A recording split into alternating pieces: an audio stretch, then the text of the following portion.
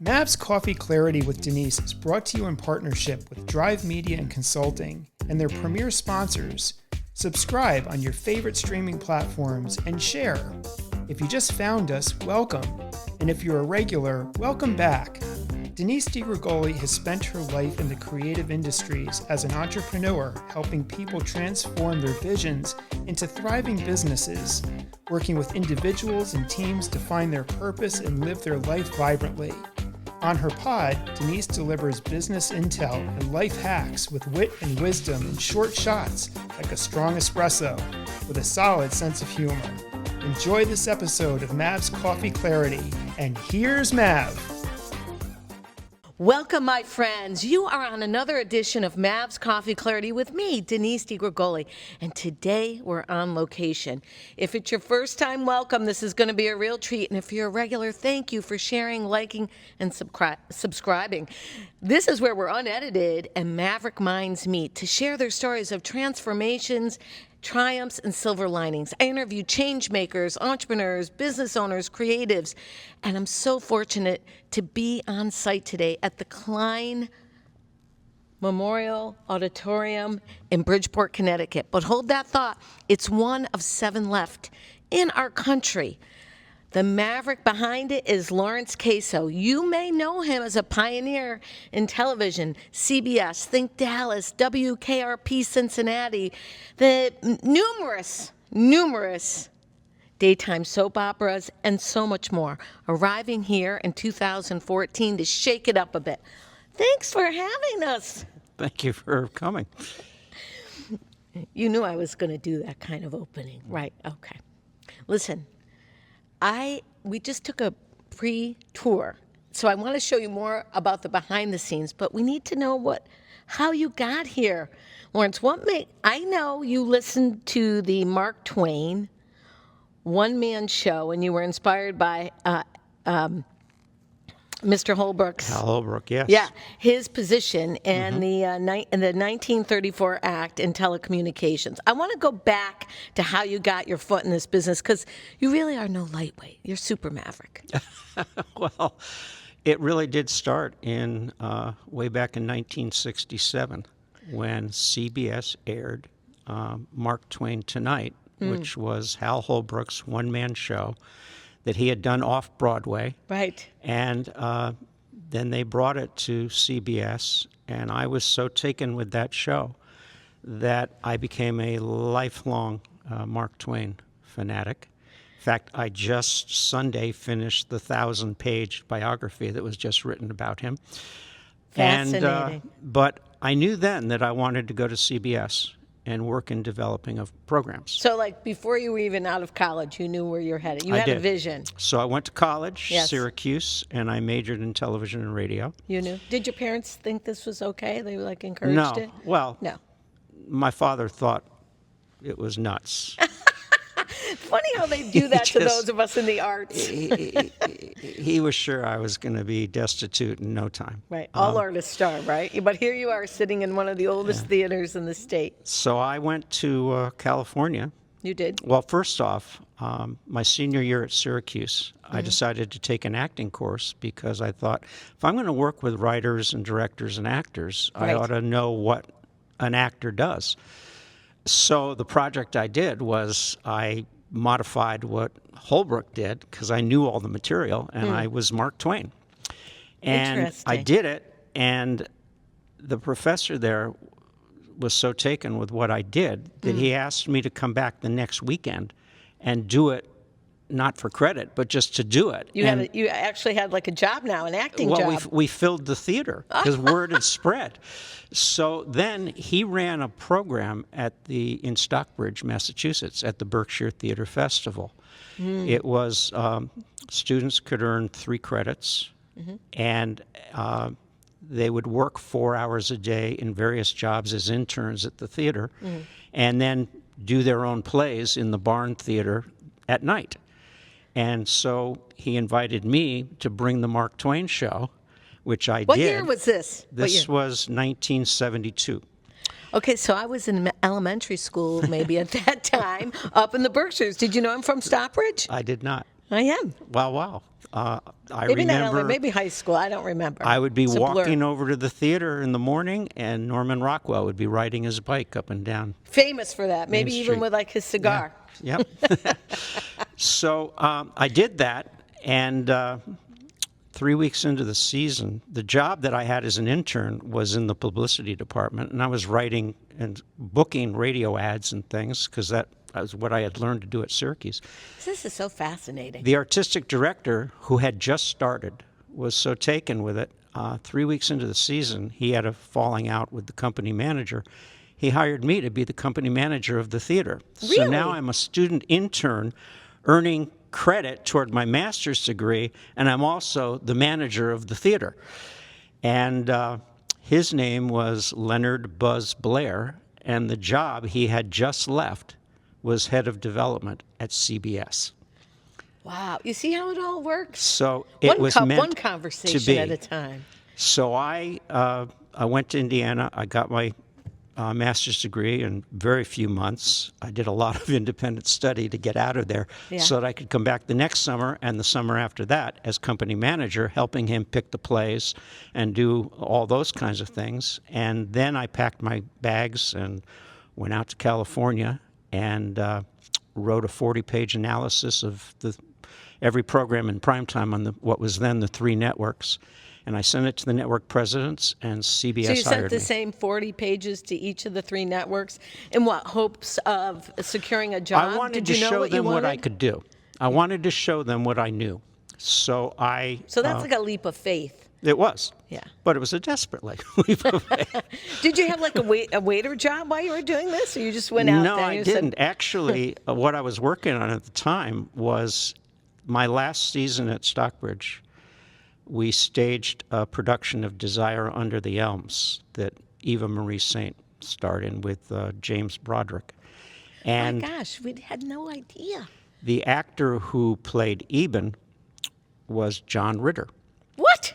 And I got very friendly with John. We became good friends. We were contemporaries. And he showed me a play he had written. It was a comedy of a character that he loved to play. It was very sketchy. And asked me if I'd produce it out in Los Angeles.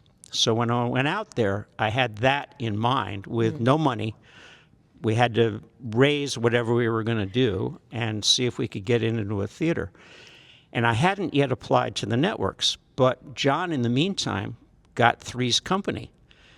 Is this fascinating or what? I better shove along here. So I did, and I sent off my my papers to the 3 network presidents. All 3 networks called me in, and CBS offered me the job I really wanted.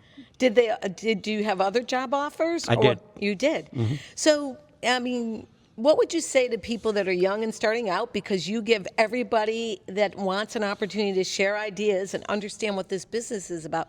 Tell me about your thoughts on MAVerick networking. It seems like you were a natural networker. Like, were you? It was that less part networking. of the plan, or was it just natural? That's where I took a different path. Okay. Today, everybody says, well, it's based on who you know. Right. I didn't even use Buzz Blair's name. He got real, Maverick. Wanted to earn it on my own. And what I always say to young people is show them what you can do. The old saying is, who's going to take the monkey off my back? Pick the job you want, research it. Oh my God, when the student is ready, the teacher appears. I'm so glad you're saying this today. Well, it really is true, is research the job you want and go through the motions of it so that you know you're ready. Then you can anticipate any question the employer is going to ask you. And you show that employer, 1, your passion for that job, and 2, what you can bring to improve that employer's life. This is like timeless wisdom, right? But I so believe few so. people implement it nowadays.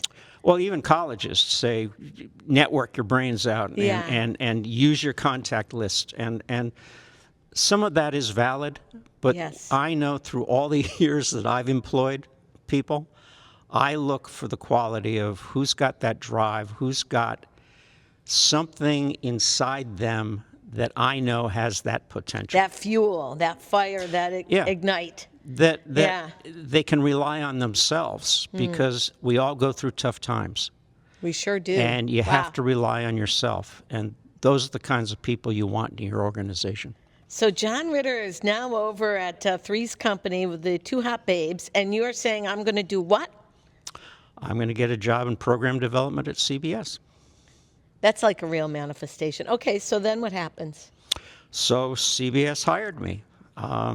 And what was day one like? Extraordinarily happy. They took a real interest in developing the potential that they saw, because I was as green as you could be. So what they did, which was so smart of them, they had never done this before. I came in November, and the development season was already underway because it had started in the summer. Right. So they were getting all their scripts in. So they handed me a cardboard box of 100 scripts, and they said, read these at night and come in during the day and tell us what you think. So that I had going on. But during the day, they took 3 months and assigned me to monitor every production going on in the network. My first week, I was on the set of the Mary Tyler Moore Show. I was there for their Monday table read, went through Monday night, Tuesday, Wednesday, Thursday, all their rehearsals, Friday for their tech rehearsal, and Friday night for their taping. And then I went to the scoring session and the sweetening session and the editing. I saw every step of that production that I had seen. They did it for Hawaii Five-0. I was on the Carol Burnett show. I was on the other MTM comedies. You look far too young to be on the Carol Burnett show, but okay. Yeah, no. Pretty incredible. It was a great education. And by the time I was done, and I was now a development person, I knew everybody in the company. And pretty much everyone in the business back then. I was the kid, and they called me the kid because... So you made yourself pretty curious and available.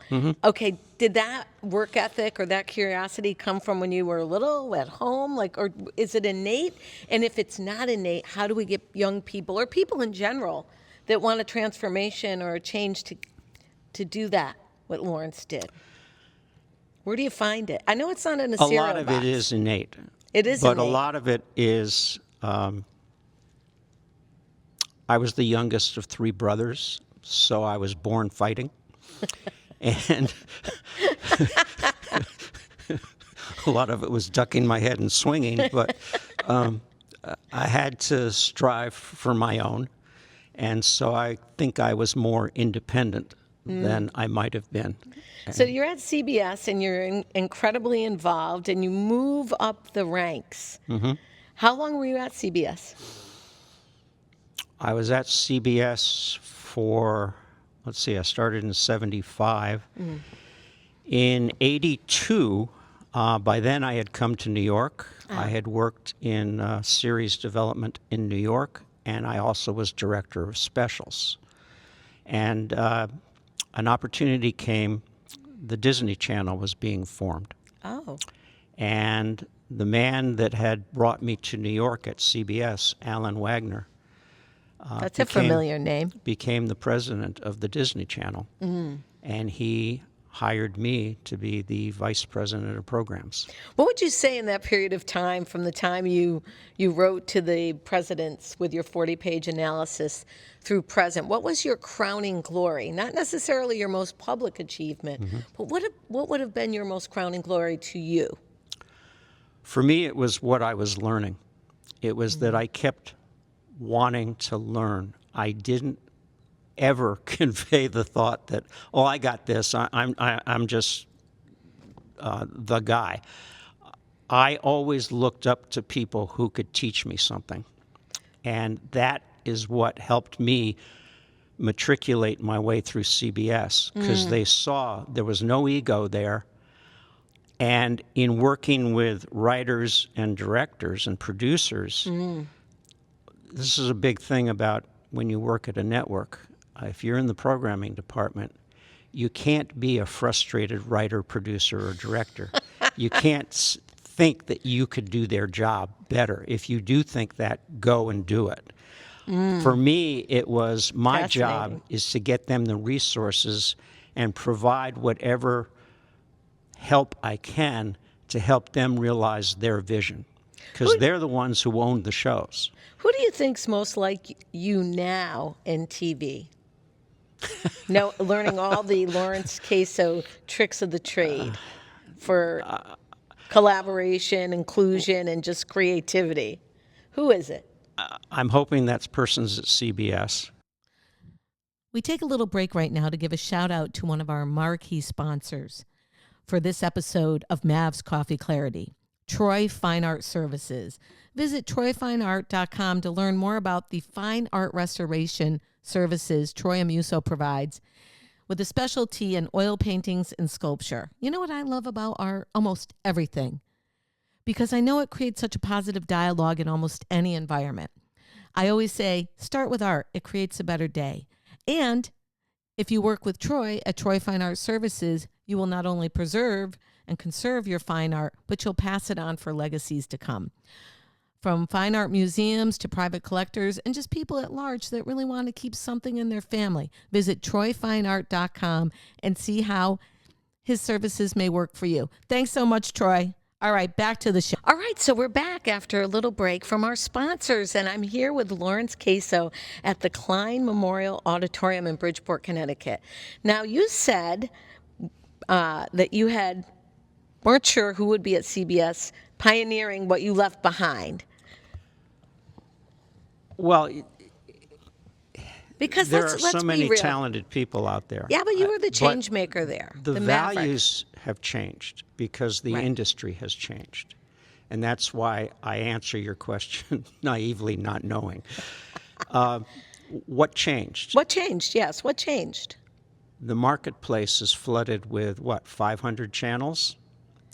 And When I started at CBS, I was one of 4 people in development. The other 2 networks each had 4 people. So I was one of 12 people in the country doing the work that I was doing.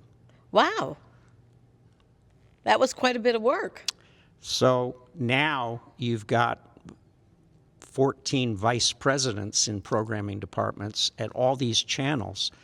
And the values have changed because now they focus so much on marketing their brand, which we had to worry less about. We just had to have good competitive shows that served some kind of audience that we identified. Now it's so compartmentalized, and the emphasis is on what's going to get them to watch. And in my career, in working with writers, I always asked of my writers, what are they going to get out of it if they watch? Isn't that fascinating? What are they going to get out of it if they watch? If you can answer that question, you're on the air. And so, I mean, things keep changing, right? We keep evolving. What's the best thing about now, and what was the best thing about them that you would bring together and make a chain link fence with?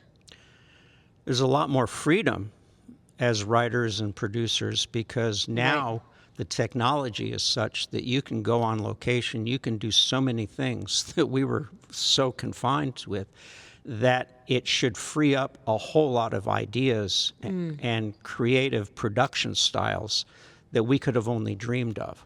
So that's a great opportunity. That is a great opportunity. So moving forward, you have this incredible career, and you just stumble across the Klein? By accident? Kind of. I Another knew one about of the those, Klein. like- We, when my wife and I were raising our sons in Weston, I knew about the Klein. I think I had been to a symphony concert or 2 Klein's pretty fabulous. while I was here. But when we moved to Bridgeport in 2007, shortly after, I met somebody on the board who had learned about my background and invited me to come to some board meetings. And shortly after, they asked me to join the board. And so I did that while I was still producing. I had my own television production company at the time. What was it called? It had a fun name. Shoot the Catfish Productions. Shoot the Catfish. And what were you producing? I was producing things for public television. Like the Jim Henson, Donna Day? Well, that was not through my company. I okay. actually was hired by Jim Henson Television to produce a series for them called Donna's Day. And so I was doing both simultaneously. I was pursuing my own projects, and I was working for a company like Henson as a hired hand. And so what kind of shows were you guys producing in your own firm? I was mostly developing documentaries, and one I still have an outstanding commitment to public television. Really? Yes. Are we going to see it? I hope so. What's it after about? I Can you leave here. share? It's called The Other Side of War.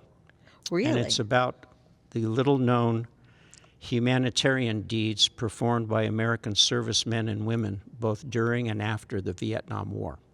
Really? That sounds That fascinating. war was so unpopular. Right. And our heroes did so much beyond just being soldiers and nurses. Right.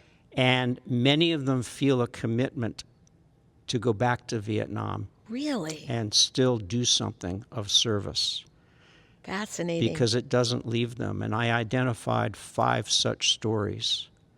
And I actually filmed one of them in Vietnam already. And I have some others here in the States of Vietnam veterans who are doing things today that draws back, and they were inspired by their service in the So you war. look for mavericks yourself. You quietly are understated like a gigantic maverick, but you find your own to kind of uplift. And that's what you do here with the students. Well, I just love people, and I like love to people, see what they can do. And it all is development. It is all development. It's all So we're in the cultivating 1,400 seat, actually 1,438, 1,400 seat theater. Mm-hmm. It has been around, we're coming on in 2 weeks to its 85th year, my friends. And we're going to give you a little walk around the backstage and whatnot. But tell the audience a little bit about how you got here, your vision, and all the things that you do for the students and the communities in our area. Laurence is so understated, I got to kind of pull it out of him. He doesn't want to tell me, but I know I researched him. When I joined the board, it was probably my second meeting, I had noticed that the building was dark a lot of the time. And Yeah, this is a great stat. I asked the question, has anybody counted how many days on the calendar this building's in use? And this is going back 2008. It was 65 days. Laurence said, we're going to shake the rust off. So after I took over as executive director, we've done a tremendous amount of outreach. We've brought a lot of community organizations here to stage their events. We have a lot of resident performing companies, and we do a lot of civic events. And so we have grown. Plus, we started an after-school program for Bridgeport middle and high schoolers called Klein Theater Arts. It's tuition-free. Arts education has largely been eliminated from Bridgeport public schools. All schools, but yes, Bridgeport And for sure. so with that, that's here 120 days a year. So the building now is in use over 350 days a year. Hardly any time for holidays, that's what I'm hearing. Well, we work a lot of holidays. Well, I know. You're not probably at home having Thanksgiving dinner, I'm guessing. I jaunt back and forth. I make it, but yes. I'll put in a good word and with your wife. But it's very gratifying to see the growth that we've had and the impact that we're having on this community and this region. So 85 is around the corner, and your vision is very, very well felt here. What's next? You've built an addition. We know you have an elevator, but that's small potatoes to your vision. What is your vision? The vision is really, I draw upon Jacob Klein's vision. He was a local attorney and philanthropist who left his entire estate, which at that time was about $500,000, to acquire the properties and build this fabulous theater. What year was that about? Well, he died in 1932. They acquired the properties in 1938 and broke ground then It opened in 1940. And in his will, he stated he wanted a gathering hub for the performing arts. Is that amazing? Presented on an affordable basis. And I've thought a lot about what he meant by that. Right. I think it's because at the time there were these two big barn theaters, the Poli and Majestic. They were closed in the 70s, but are still standing. They were bringing in gigantic shows, vaudeville, Broadway tryouts, all kinds of things. He wanted something that was more accessible to the people, I think. And that doesn't mean community theater where they're doing their own productions. I think he meant something that truly is participatory and accessible. And those are the two words that I operate on. Let's make it accessible so it's affordable, and let's make it participatory so that you get everybody involved in what we do.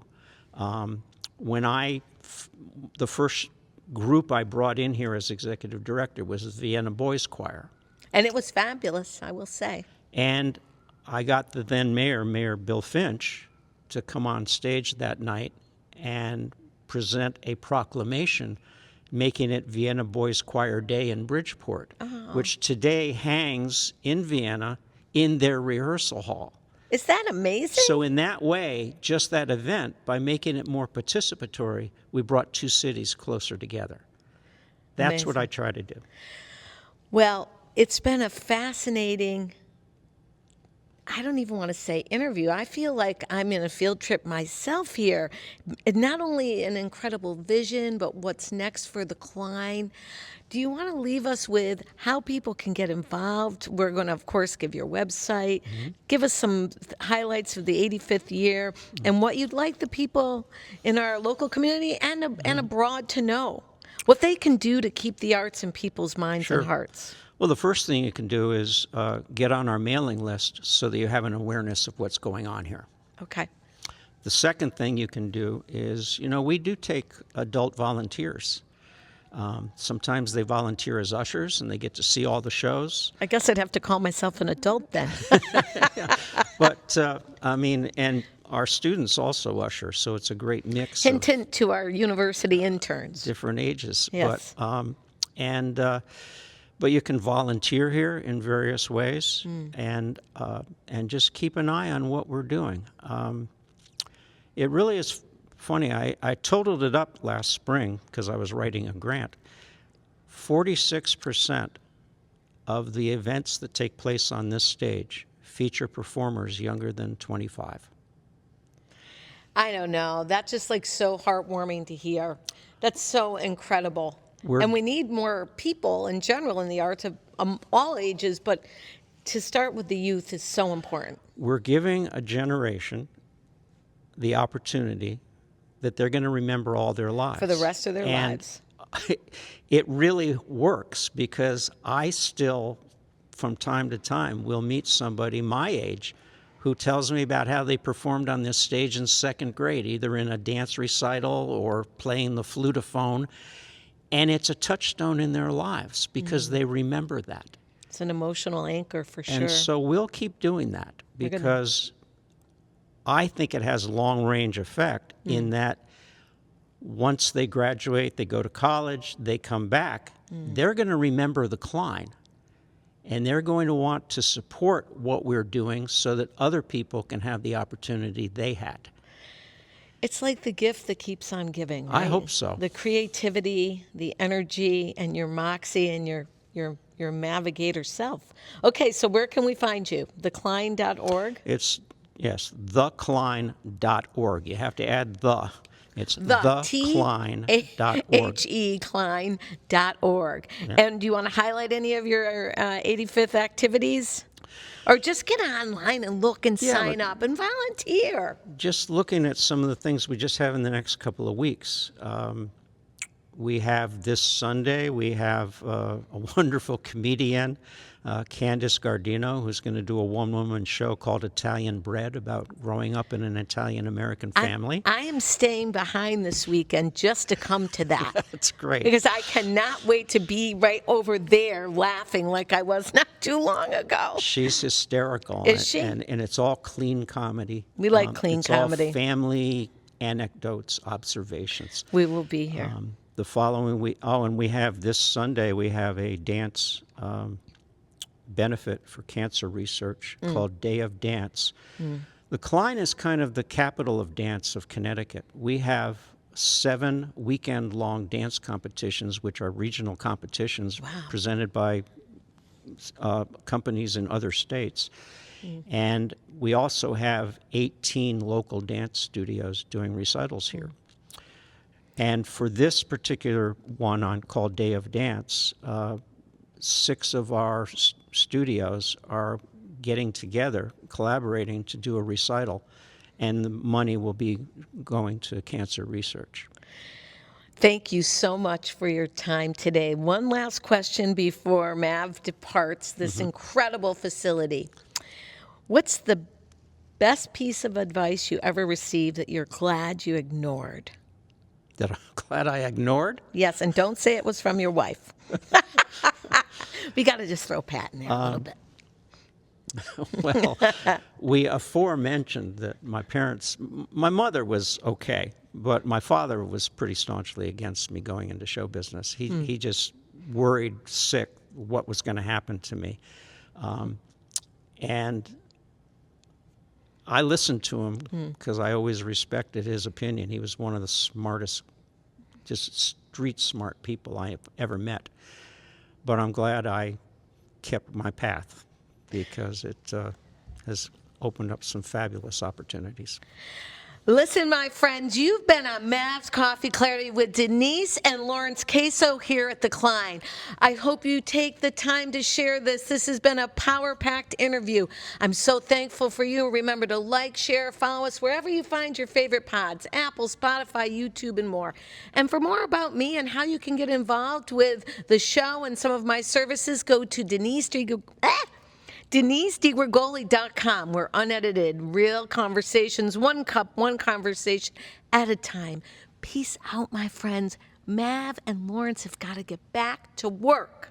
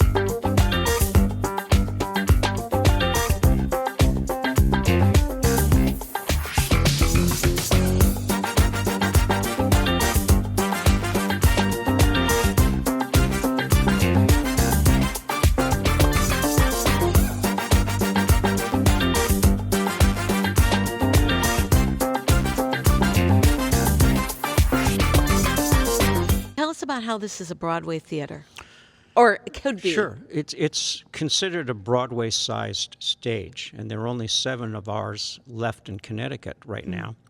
And what makes it a Broadway-sized stage, in addition to the depth and width, obviously, but is the fly space. If you look up to the bottom of that red curtain, and down to the stage, that's the opening of the proscenium. What we have is an equal-sized space above that curtain so that you can fly sets, because the way they do it with Broadway shows when they change scenes is they often lift the sets up in the air. You've seen that, I'm sure. And that informs us of this beautiful pulley system. Well, it's all done by hand with a pulley and weight system. You can see all those ropes. Every one of them is connected to a different curtain or something in the theater. And that's a technology that actually looks so similar to what you see on ships. Right. because the original stagehands in New York came over on ships and had worked on those boats and took their technology and put it into theaters. So you have to have a certain amount of education to run these Well, we're nowadays. a union house. Oh, you're a and union house. so Okay. we have a position called flyman, and he's trained to do Isn't that that. amazing, flymen? Who would have thought? Any other really cool little statistics that we want to know here behind the stage? They're newly or somewhat newly upholstered, but those are the original chairs. They're the original seat backs and armrests. They were reupholstered about a little over 20 years ago. This cover here is our orchestra pit. That lid comes off, and there's an orchestra pit down below. This is like the real deal here. Mr. Klein had a vision for sure. Well, yeah. And you also recently introduced some new audio equipment. Back in 2019, with the help of the state of Connecticut, we upgraded all our technical systems so that we put in a whole new audio system, a LED lighting system, a video projection system. We have 3 screens. Up above us is a 30-foot movie screen, and we do movie screenings, and we also are the home of the Bridgeport Film Festival. We have an arrangement with the Bridgeport Public Library. I see. And we jointly present 3 concerts a year. And this week we have the Zambonis, which is a local band. You're going to come see the Zambonis? And then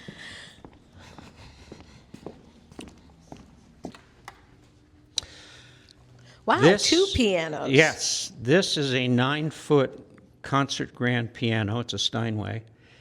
It's original to the Klein. It's a 1947. Wow. And it has been played by Duke Ellington, What? Ray Charles, Wow. Stevie Wonder, probably Leonard Bernstein, who was here 3 times, This is when you need to come behind Victor the scenes. Borga, Van Cliburn, Wow. all of them So you played only on take this it out piano. for special guests? Everyone else gets this one? Well, this we acquired a few years ago. This is a 1932 baby grand Steinway. Really? And we do use this. We teach with it in Klein Theater Arts. We use it. We just used it 2 weeks ago for the Greater Bridgeport Symphony. Sometimes they use the concert grand, but that particular concert, they had so many musicians, they needed the space, so they used the smaller. And that in the was green room, donated my to friends. us by a Yale professor who had it in his home, and he was downsizing and donated this to us. So how many employees do you have? How many Employees. employees? And volunteers. It's a very tiny operation. We have 3. Tiny operation, big results. We have 3 full-time employees. Can you imagine all of this with 3 full-time And employees? when you count concessionaires and maintenance folk and whatnot, we have about 17 part-time, including our interns, our student interns. And tell us how you get your student interns to actually be paid. Back in 2018, we started a technical production course taught by our union stagehands. They Right. teach the basics of stage lighting, rigging, audio, and set construction. And once they complete that course, if they show the passion, then I get them working papers, and if they're 16 years old, they can work as paid interns, and they work alongside the stagehands at most of the Klein events in the year. Not many people can be as maverick as Mr. Caso. I'm sorry. This has been an incredible day. Thank you so much, my friend. Sure, thanks. Great appreciation for your time today and the behind the scenes. Peace out. Now we really got to go.